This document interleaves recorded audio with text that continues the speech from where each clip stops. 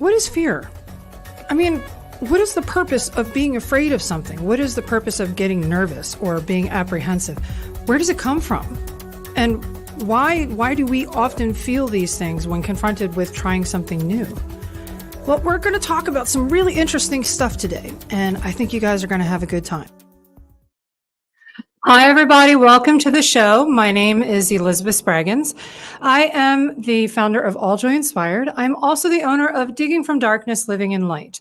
Digging from Darkness, Living in Light is a community group of business owners and other experts in areas of life's most fantastic challenges, let's just say.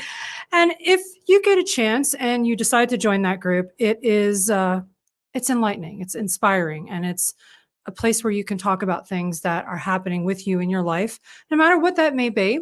And you can get the support of other people who have been through it successfully. So we have a really interesting show today. Today, we are going to talk all about fear. Fear is usually something that keeps us from doing things which are good for us, right? And sometimes fear keeps us safe. But in the world of trying to make life a little bit different, whether that be with a job or a relationship or a circumstance that you're experiencing, fear can be the one thing that is most likely to keep us from moving forward. So today we are going to talk about lots of things. Please bear with me. I almost didn't make it to to the air live. I almost didn't make it. I had a door lock problem at the other end of the office, and then it's just been a thing. So I'm a little bit stressed right now. So before we begin, I want to give a huge, hearty, loving shout out to my friends over at BeardVet and beardvet.com. I love you guys. BeardVet is a veteran-owned and operated company that donates portions of their profits to veteran charities and causes. Love BeardVet. See their coffee up there. If you get a chance, go check them out at beardvet.com. Hi, guys. Hi, Beardo. Hi, Brotherhood. Hi. Love you guys. Love you, love you, love you. Okay, back to the show after I take a sip of this because woo-saw. Hold on one sec. In fact, I had just pulled this out of my Keurig seconds before we were supposed to go live. I had to set up the lights, so I'm a little bit like, just give me a second. Where is Priya Sudarsandam when I need her? God love her. She's a spiritual. Oh, okay. Okay. Lots going on these days. Lots going on. A lot of people acting afraid or just ignorant, just ignorant, but a lot of people are genuinely afraid these days. So what is fear and why do we have it? Where does it come from? I don't know about you, but when I have questions about something, I have to know everything about the subject, everything, because there's a world of ignorance running around these days. And we all know what I'm talking about. We all know. We can't say necessarily right this minute, but we all know what I'm talking about. A lot of people who don't know a lot about a thing and they're trying to cram it down people's throats. So I'm not one of those. So if I'm going to talk to you about something, I'm going to do research. And before these shows go live, I tend to work about 3, maybe 4 days on putting a show together, researching information, and picking out the main points of what I want to tell you. So what is fear and why do we have it? Well, back in the old days, and I don't mean in the, 1800s or the 1700s. I mean way back just after we were done being monkeys or gorillas or wherever the hell we came from. I don't know if it's chimpanzees. I didn't study that shit in school, right? But when human beings evolved or when human beings were early human beings, depending on what you believe, right? I'm not here to rub anybody wrong way. I don't do that for a living anymore. I'm just playing. I'm a little punky right now. It's Saturday night and it's been weirdly cold in Las Vegas. Weird. Like hell has frozen over in Las Vegas. And the first going on to the second week of June, it's supposed to be well into the triple digits and it was 91 degrees just a few minutes ago. So something weird is going on up there. Okay. So when human beings were first new to the earth and first new to living, and they had to learn to get along with all the animal life and other people, other humans, they began to have experiences over and over and over again as generations moved on that would imprint them on a certain chemical landmark about, hey, if you put your hand in the fire, it's going to suck. Don't do that. Or you see that animal over there that's eating, a dead carcass. Don't go over there and try to make friends with that thing because you're going to die. Don't do that. But believe it or not, fear can come in different senses. So it manifests itself as an emotion.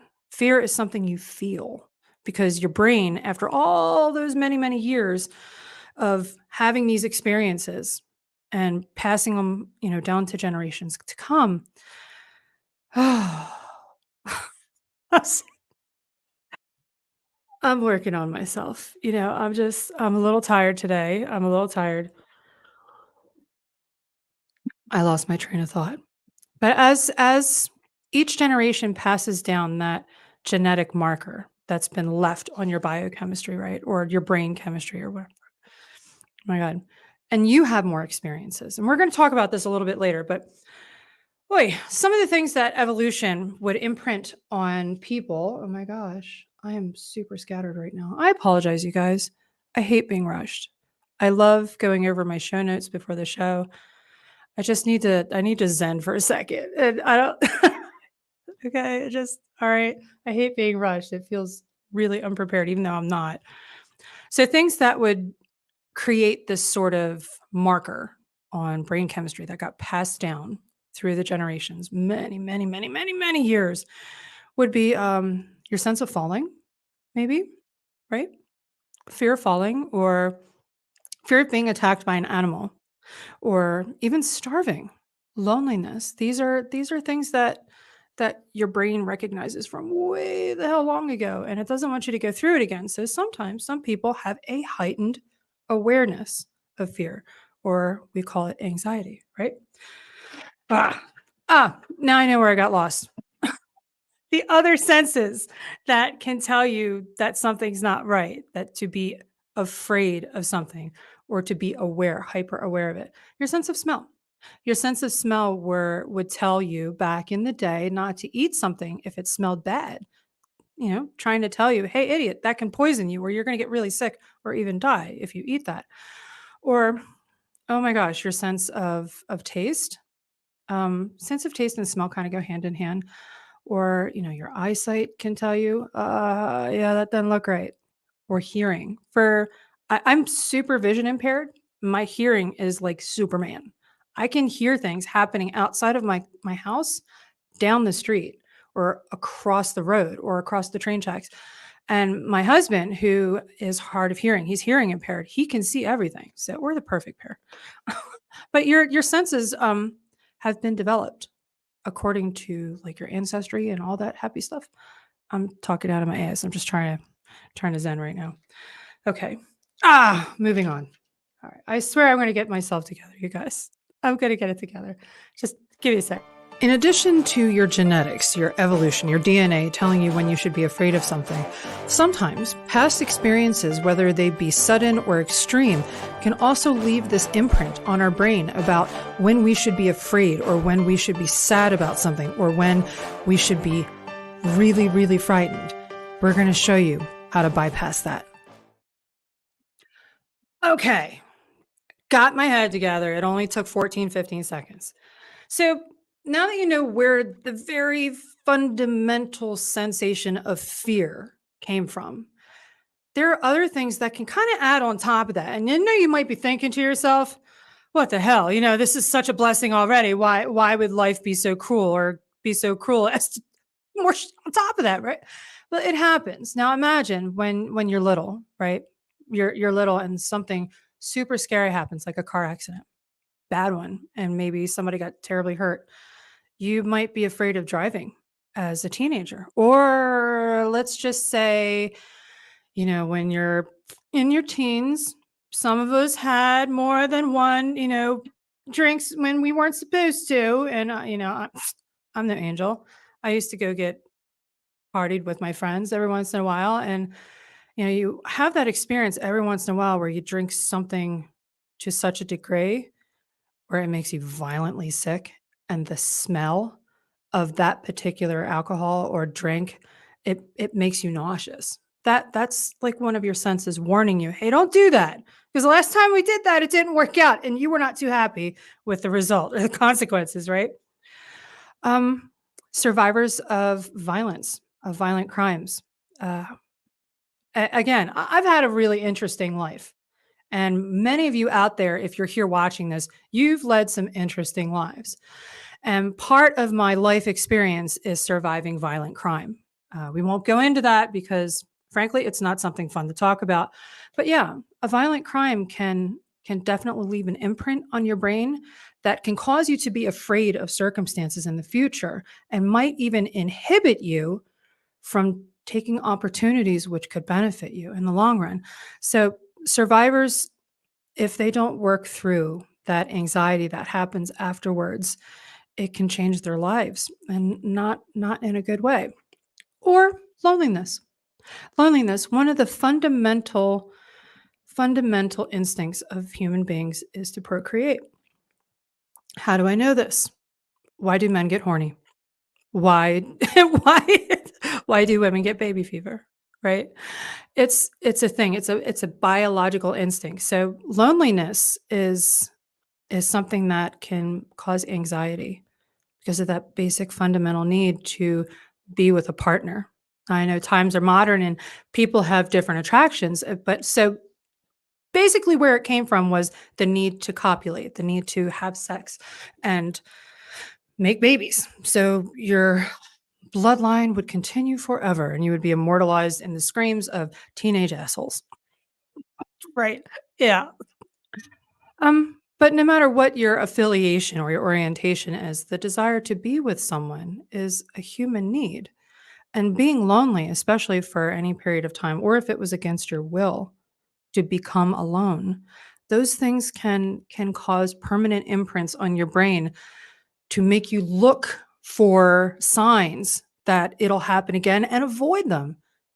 And avoiding that pain that you once went through can actually be even a relationship. I know a few people that are isolating themselves from falling in love again because they've been hurt so badly the first time. Where were we? Oh, yes. Okay. Again, going back to the violent crimes, sexual abuse or physical abuse can cause some people to maybe develop addictions, eating, drinking, sexual behavior, or self-inflicted isolation. Okay. I'm working at you guys. I'm trying. I was at like a 9.5 when we first went live. I'm kind of at like a 6.3, maybe a 7. Okay.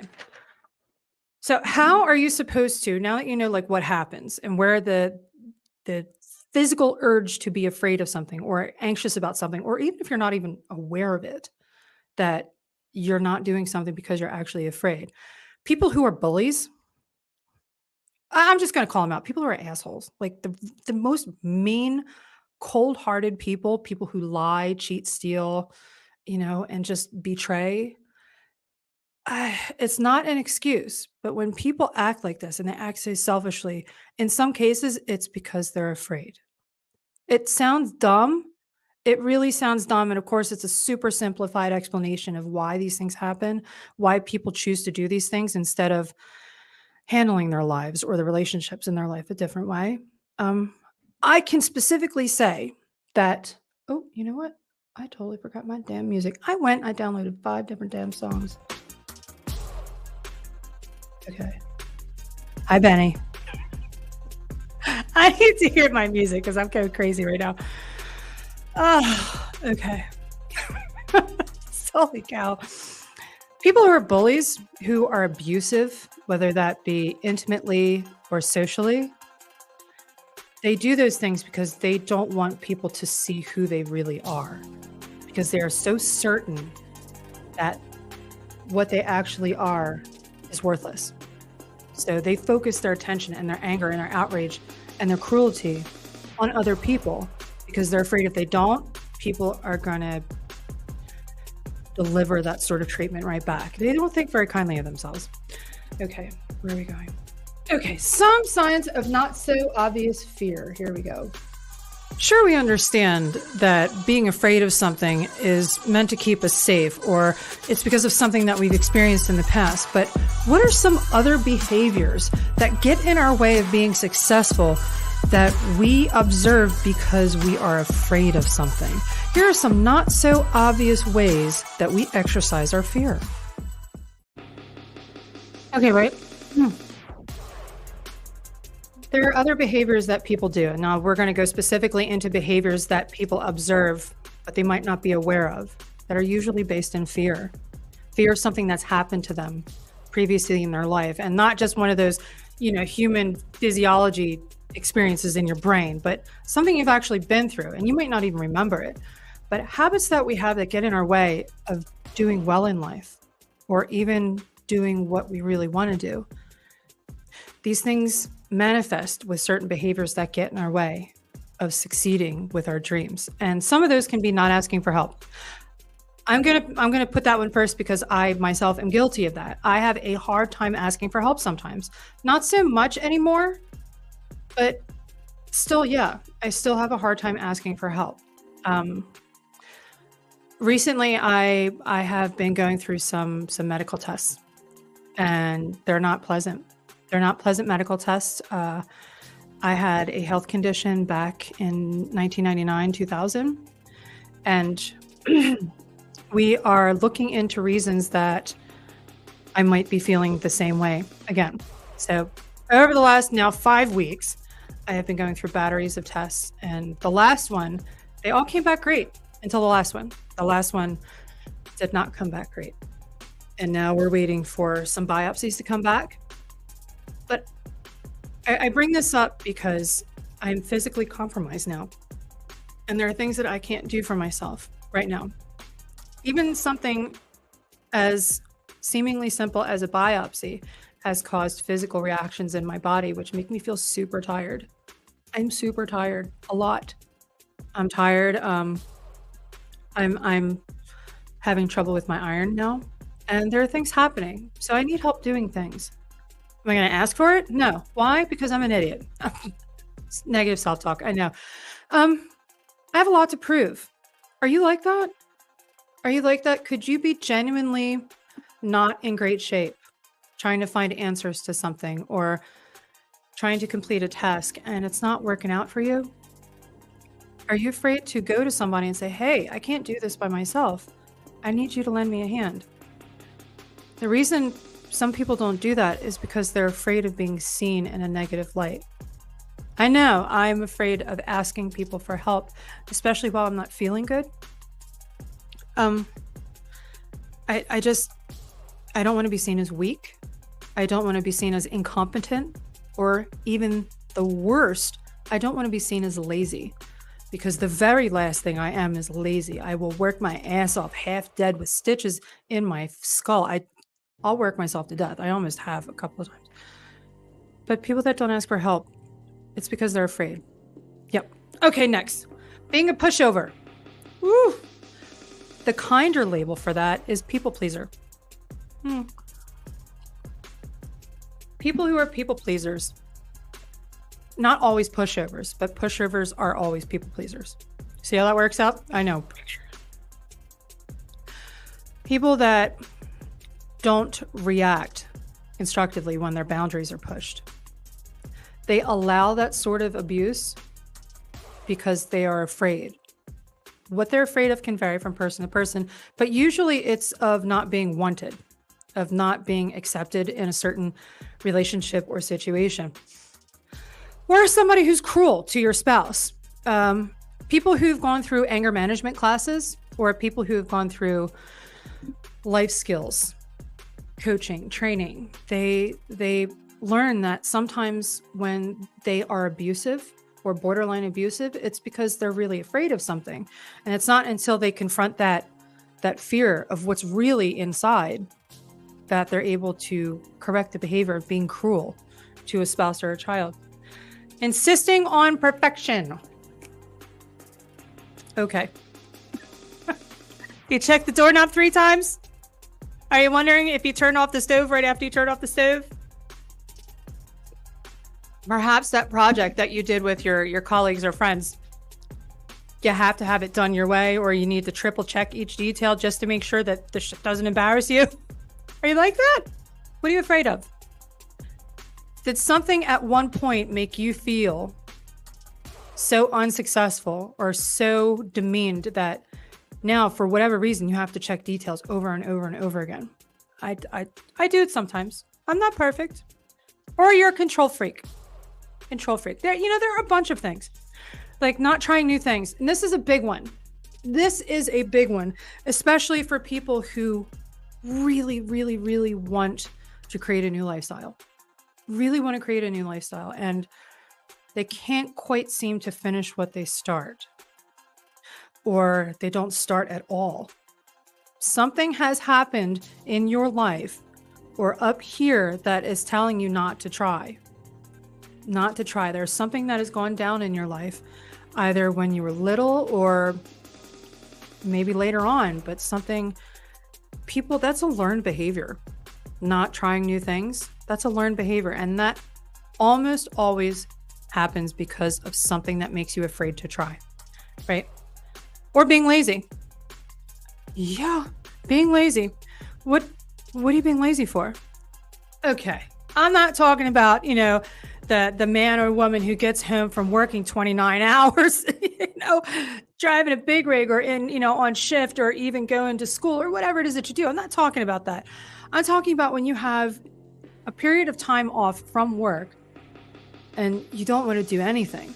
It almost mimics the physical symptoms of depression, to be that lethargic, to be that lazy. There's so much life happening around you. Why are you not out there trying to experience all that it has to offer? Or why are you not working on that business that you said you would launch? Or maybe trying to date again? Yeah, maybe go out, meet some people, get yourself dressed, do something. Being lazy, not even putting in an effort. That's also something that happens sometimes because people are afraid of something. Sabotaging relationships or jobs.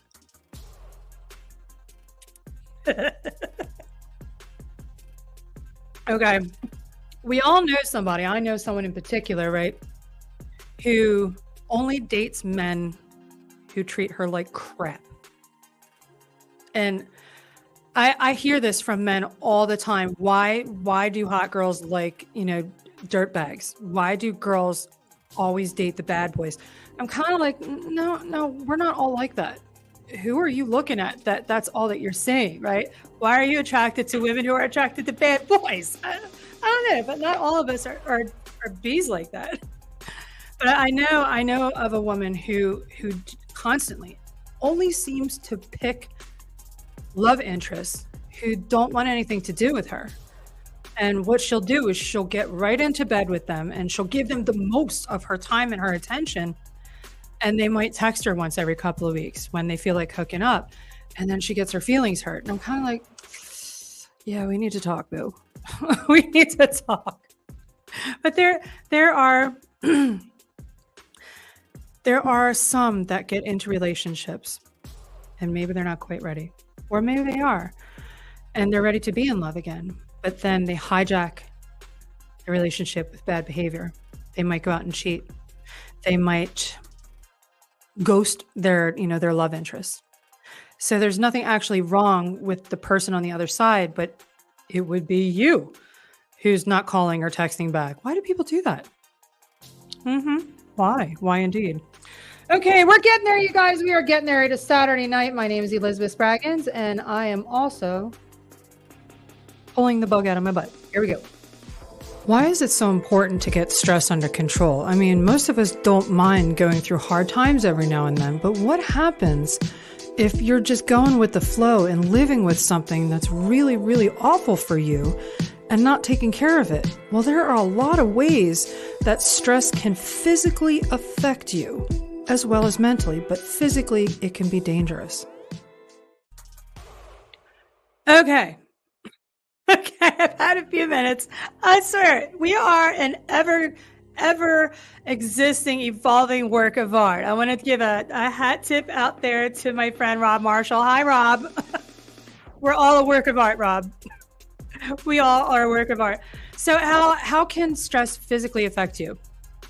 You might know that you get a headache or a stomach ache, or maybe you feel kind of down, but there are no shit actual physical ailments that you can create for yourself if you don't get your stress under control.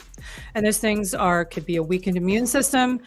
You could have digestive issues. Most people these days, after a certain age, they start to have tummy issues, right? But when you're not quite at that point in life and suddenly stomach hurts or you feel nauseous, you know how like when you get really upset, you could feel creepy in your stomach, or you get a headache, or you feel faint. Yeah, digestive issues, heart damage. I don't know if you guys know anybody who's like has done or does a lot of cocaine. Drugs are bad, okay? Just for you censors out there, drugs are bad. But for somebody who's constantly stimulated and the heart is always going like this, what does that do? It causes your heart to get bigger. I know someone who had a terrible cocaine problem and has the heart, it's abnormally large, and that causes serious health problems. So if your heart is always going like this, like you've just, and you're always feeling that tense and your heart's always going like this, you're going to grow heart problems, heart damage, depression. Okay, this you wouldn't think that depression would be ranked after heart damage, but a lot of people can survive heart damage. How many people survive unmanaged depression? If it can get bad enough, it can kill you faster than heart damage. Self-destructive behavior. What do we mean by that, ladies and gents? By self-destructive behavior? Addiction, being abusive in your relationship, gambling problems. Oh boy, screwing up at work, sexual misconduct. I myself was super fond of that. I was fond of getting it on however and whenever I could, until I started looking at things and think, wait a minute, that's not right. This isn't just a lifestyle of having a great time. I was trying to fill a need that I could only meet for myself. So yeah, sexual misconduct, that can also come from a place of being afraid. God, it's hot in here. Being afraid of something. Okay, we're almost there. So now that you know what fear is, where it comes from, and how it manifests, we are going to get into what to do about it. You are not at the mercy of the things that have happened to you. You are not at the mercy of evolution or your biology. You are not stuck living this way forever. It is possible to break the cycle of going through these experiences because of behaviors that you've learned or adopted in order to feel normal again. We're going to talk about this now. Great. We're finally getting to the meat and potatoes. Boom. So now that you understand what it is that fear is and where it comes from and how it can affect you, now what do you actually do about it, right? And this is when I usually recommend to people to get as basically bare in their behavior as possible. Here's what I mean. For someone who was highly fond of intimate recreation, right? Okay, we are a PG-ish show. Intimate recreation, right? It wasn't until I stopped all of that I had an opportunity to recognize my reaction to it.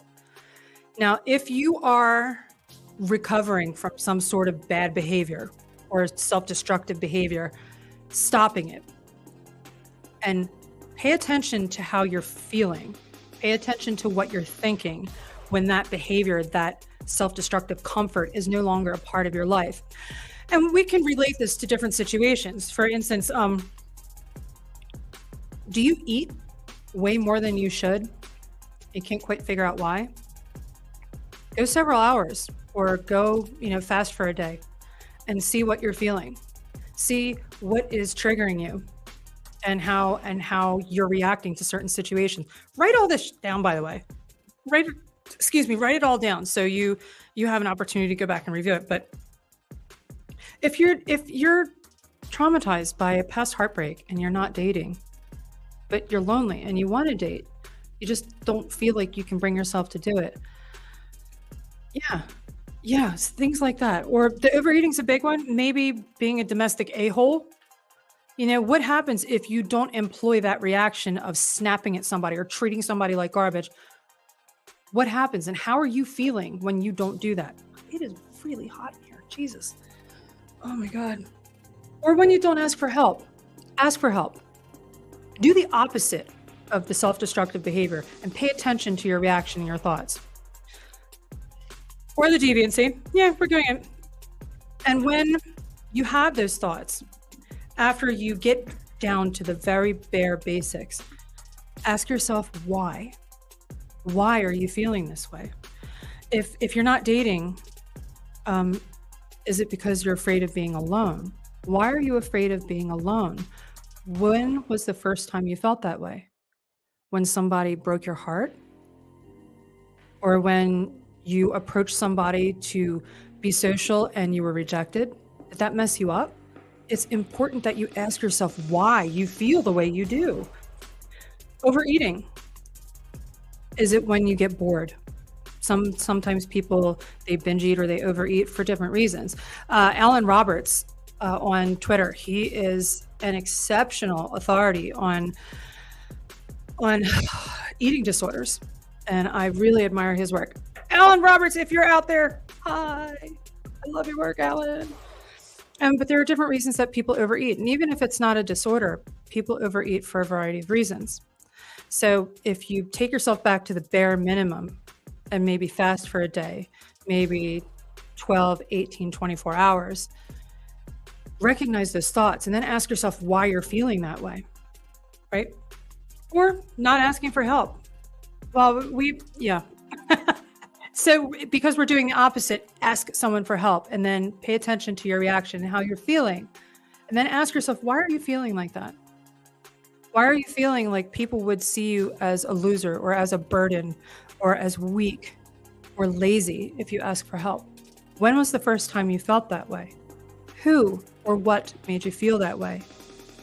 This is important. And the deviancy, sexual deviancy. Recreation, right? Why do some people put it all out there? It's so many different places, right? For recreation, for fun. Well, when it becomes a problem or when it becomes an interruption in being able to live a healthy, happy lifestyle, it's time to take stock of that and ask yourself, why do I do that? What am I getting out of this? And what happens if I don't? So sometimes, people engage in self-destructive behavior as far as recreational intimacy because they're afraid if they don't, sometimes they might be invisible or maybe they're not attractive. And sometimes when people put it all out there, instead of taking the time to get to know someone and build a relationship to enjoy something more intimate, it can be because they don't feel worthy of having a relationship. So they're going to hit it and quit it. That's super not nice, right? Okay, so after you ask yourself why you do the things you do, then you want to ask yourself, how is it affecting your life? How is it stopping you from moving forward in whatever your goal is and whatever it is that you're trying to achieve? I mean, if you're not dating and then you understand it's because you had a past experience, you were deeply in love and somebody betrayed you, somebody abused you, and you're afraid to get hurt again, how is that affecting you if you don't do something about it? Well, you're going to continue to be lonely. You're going to continue to feel depressed. Or maybe like you're fading away. Hang on one second. We are going to change this music because I like this. Oh, snap. I like this song. Or if you're overeating, even just for fun, or, you just don't give a crap about your nutrition and you're putting on some weight, or you have become established as very overweight, but that's not how you want to live. Now, I know some people who are very large individuals who are perfectly cool with it. And, I'm not here to judge you, but if it's something you don't want as a part of your life and you can't seem to figure out why, you're you're overweight and that you keep eating even though you want to lose weight, it's important to understand what the reason you do that is. And then the next step to take is to decide how it's affecting your life. How many health conditions? I got to get Alan on the show. Alan is fantastic. He's got like an encyclopedia up here. How would that affect your life? Being overweight or yo-yo dieting, which is even worse for you than just being overweight. Yo-yo dieting is even worse. Or being a bully, being a domestic bully or a social bully. How would that be affecting your life? Not asking for help and being a hoe. How would that affect your life? I can tell you how it affected my life. I wasn't able to have a healthy, loving connection with my husband because I was being a bait all the time. I was being a horrible person. Now, not necessarily abusive, but I wasn't allowing someone who deeply loved me to have that part of me. I didn't want to give it to him. I didn't want to be monogamous with someone who wanted monogamy with me because I didn't feel like I deserved it.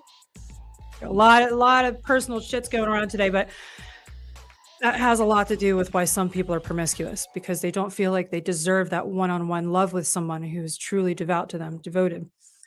Okay, we're getting there, you guys. We are getting there. Okay, moving on. Once you've done all this work and you're ready to start making moves, what do you do then? What baby steps can you take, or what actions can you take to face it all at one time? It's different for everybody, but no matter what it is that you choose, getting started is the first step to freeing yourself from being afraid. Right? Right. Okay.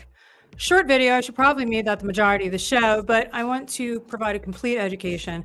And I know I'm a little like today, my bad. I'm a human being. I'm not nearly perfect, not even close. I'm doing the best I can. I'm hoping you find this show awesome, but if you don't, come back next week. It might be different. What do you do now? Now that you understand why you do something, you understand the why, you understand how it's affecting you, what do you now actually do about it?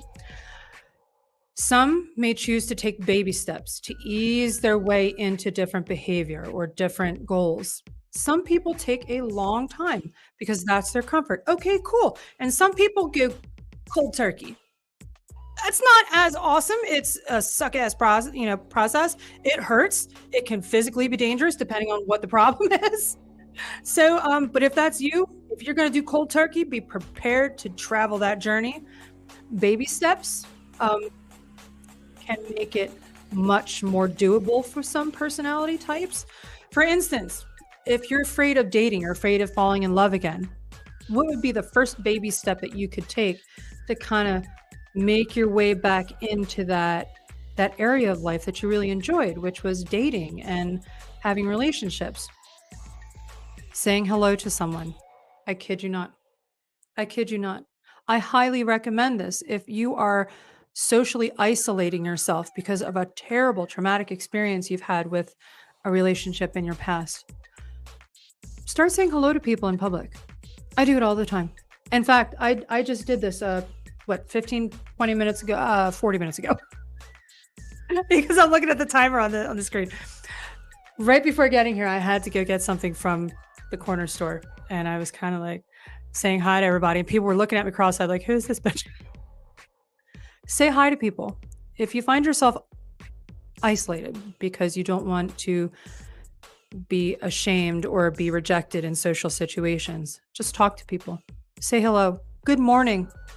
Who's going to get ignorant with you for saying good morning? Oh my God. If somebody reacts to you badly for saying good morning, fuck them. To heck with them, right? Practice that. Say good morning. Or even the words hi or hello. If you're passing someone in the store, hello. Simple. Good morning. It's not a commitment. You're not trying to get married. You're not trying to buy a house with a person. You're saying hello and going on your way. Or if you're ready to take a step beyond that, maybe you're out with friends. Maybe, they're having a Friday or a Saturday night and you see a pretty girl or, a good looking guy, just say, hey, cutie, walk away. It's that simple. You don't have to have a full-on commitment in order to practice speaking with someone. Baby steps. Are you having a hard time controlling the way that you eat, right? There are a lot of different ways to take steps into developing healthier eating habits. Carla Puentes, if you guys look for her on Facebook, look for her on all these different channels. Carla Puentes is an amazing nutritional coach. She has had success with many, many people who have been resolving eating disorders and weight issues. She's magnificent. But Alan Roberts on Twitter is an authority on eating disorders and behaviors. So one is a fantastic coach. The other one is like an encyclopedia. He's brilliant. Okay. Face it all at once or baby steps. So let's talk about this. Okay. Now I can put my show notes down. Now I can chill for a second, talk to you guys. We have a few minutes before we get into shout outs and what we're doing next week. Let's just talk about this. Are you somebody who has been brutally bullied most of your life? And then for one reason or another, things transformed in your circumstances and people don't bully you anymore. But you've got that tension in your chest and you don't want to make new friends. You don't want to try new things.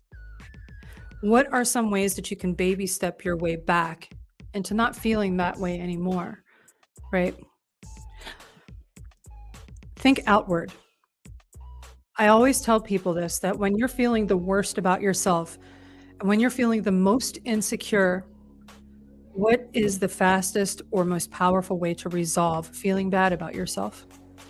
And it is to contribute an act of love to someone else without expecting anything in return. Huge, huge, huge, huge, powerful method of healing feeling bad about yourself is to focus an act of good elsewhere.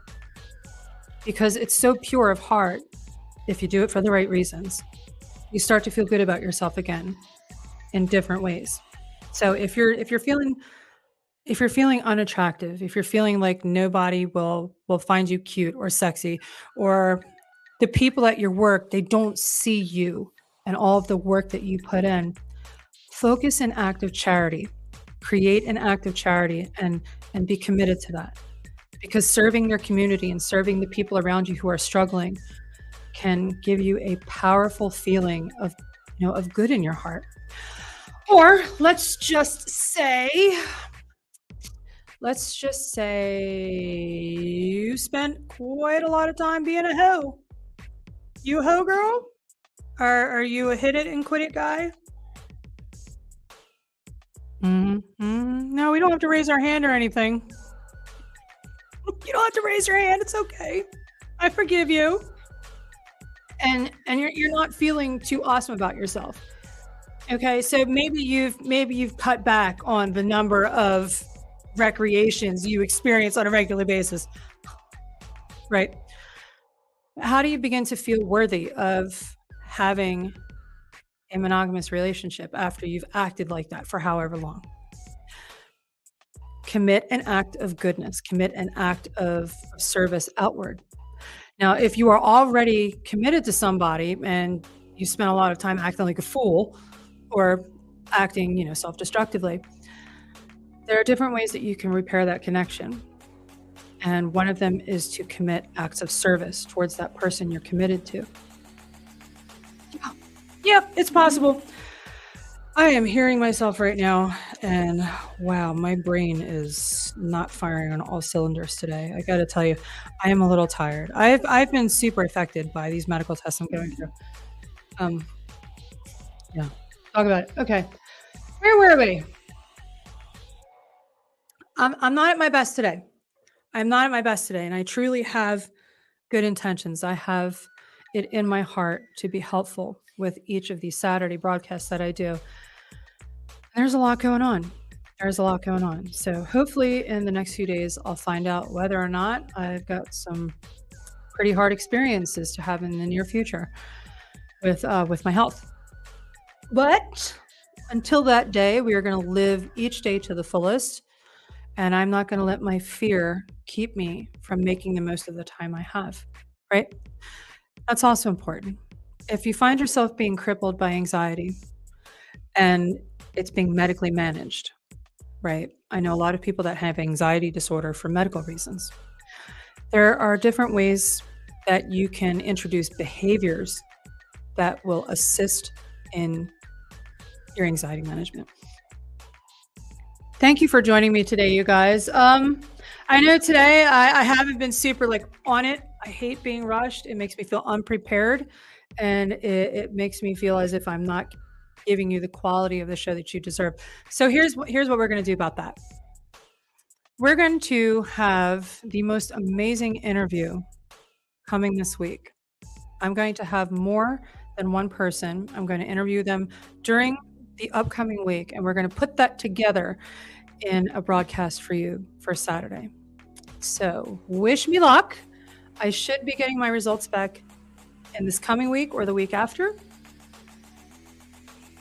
And hopefully I won't have to put one of those ribbons on my chest. So have a wonderful Saturday, you guys. Don't drink and drive. You know, that's a dumb reason to go to jail or hurt somebody. Just don't do that shit. And I'll see you next week, 4 p.m. Pacific Standard Time. Digging from Darkness, Living in Light. My name is Elizabeth Spraggins. See you guys.